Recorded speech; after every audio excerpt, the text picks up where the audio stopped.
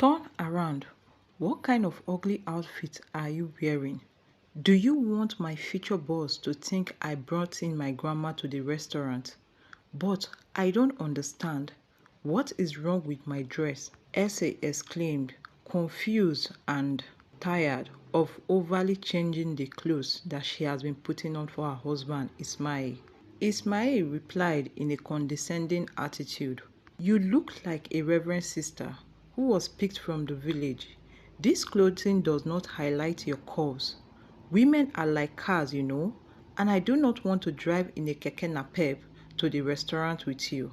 This job interview is really very important to me and even to us." And Ismail brought out a provocative dress for the wife to wear, knowing fully well that it was not the style of the wife, Essie. "But honey, you know this is not the type of clothes I usually wear, and you have been okay with it. What changed?" "Everything has changed, and everything will continue to change," Ismail replied. "I am going to get that job, and it is going to change everything about you, starting from your outfits. From now henceforth, I want you to start dressing seductively." Ismail stood up and went to his room. Earlier yesterday, Ismail had a job interview and he impressed his new boss with his CV. Ismail has been out of job for a year now, so this job actually meant a lot to him. And when his boss was impressed by his CV, he got really happy. At least, finally, I am going to get this job. Bello, the new boss, and Ismail started talking and having conversation about life in general. After a while, the secretary, Oreva, walked into the office and dropped 2 cups of coffee for them. Bello looked at his secretary, Oreva, in a provocative way. Oreva was beautifully dressed in a corporate wears, greeted them and left. When she left, Bello turned to Ismail and asked him what he thought about her, the secretary, which Ismail explained. "She's good." "Good?" Bello anchored. "Come on, boy. You should use a better wordings. After all, the only purpose of women on this earth is to please men and their eyes. And trust me, she sure does more than that," pointing at the door where Oreva walked past. Ismail nodded his head in agreement. "Oh, wait a minute, Ismail. You are married, right?" Bello asked. "Oh yes, I am," Ismail smiling. And Bello told him, marriage. What a waste of time. You know what? Women come and go, and they only leave us with headaches. In fact, Bello continued to ridicule women in front of Ismail, who was afraid to defend any woman. He just nodded in agreement and smiled sheepishly. He allowed his new boss to throw women the way he wanted. Later, in the middle of the conversation, Bello asked Ismail to bring his wife the next day for them to have a dinner. "I guess your wife is as beautiful to behold and even more beautiful than my secretary, Oreva. I want to see your taste in women. I will invite my secretary also. How is that? It's going to be a win-win for everybody and a time and chance to introduce ourselves and get to know each other." Ismail quickly agreed to the plan. "Good," Bello said. "Let me tell you a secret. When I invite any girl on my boat, the next morning I never wake up alone." And he laughed in an arrogant manner. Ismail also laughed and agreed with him. "Do not disappoint me, and if your wife is impressive, the position is all yours," Bello told Ismail. The next evening, dinner was set and Ismail took his wife, Essie, to the dinner. Essie was uncomfortable with her outfit but had to indulge because she truly wanted her husband to get the position. When they got to their table, they met Bello, that is Ismail's new boss, and the secretary, Oreva, who had already sat down and were drinking. "Wow," Bello echoed slowly when he saw Essie's outfit. "This is really getting hot here. Your wife is beautiful," shaking Essie, who got uncomfortable as Bello continued talking. "Ismail, you have a great taste indeed. Your wife looks gorgeous. Thank you, Mr. Bello, Ismail replied. This is kind of you. When the waiter came to get their orders, Mr. Bello started flirting with Essie in front of her husband, who could not say anything.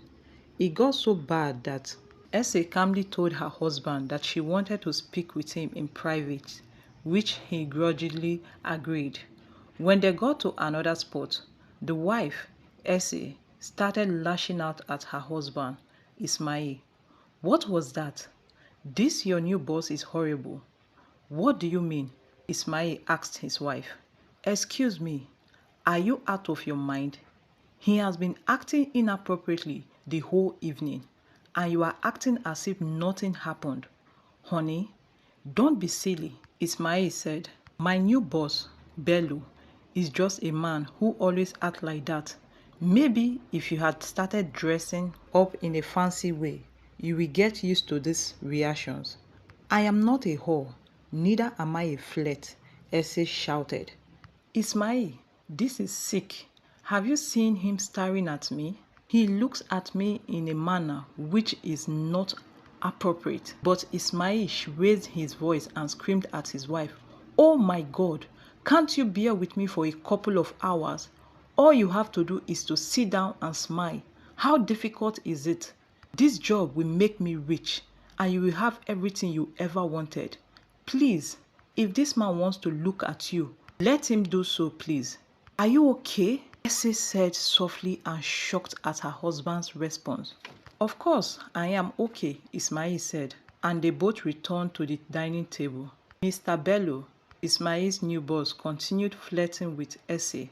In fact, he used an adage which he told Ismail earlier in the office, saying, Ismail, I want to show your wife Essie my boat this night, and the next thing tomorrow, the position will be yours. Ismail said no, but later realizing that he was about to lose his job, he quickly agreed and said yes, that sounded good. Are you not supposed to ask me first? Essie said, but Mr. Bello cut through. I didn't know that a man asks their mates if they want to be eaten. Ignoring Essie's question, he asked Ismail again, what do you say? Ismail quickly looked at his wife and consented without even considering his wife's emotion and humiliation. Holding her hands while still sitting down, Ismail told Essie, I am sure you are going to enjoy the boat. I am very sure. Shocked at her husband, Essie trembled, and Mr. Bello said, You heard the man. You made the right decision. Come on, Essie, let's go. Thank you everybody for the evening. Quickly standing up and holding Essie's hand, Mr. Bello said, You are adorable, Ismail. I cannot wait to be your main man. He shook his hand and took Essie away without Ismail trying to stop him, knowing fully well what his new boss was about to do to his wife. Essie slowly turned around and told her husband goodbye and walked away with Mr. Bello, leaving behind Ismail and the secretary, Oreva. When they left, Ismail then asked the secretary, Does he always act this way, like this? And Oreva looked at him and said, No, just when I pay him. What? I don't understand.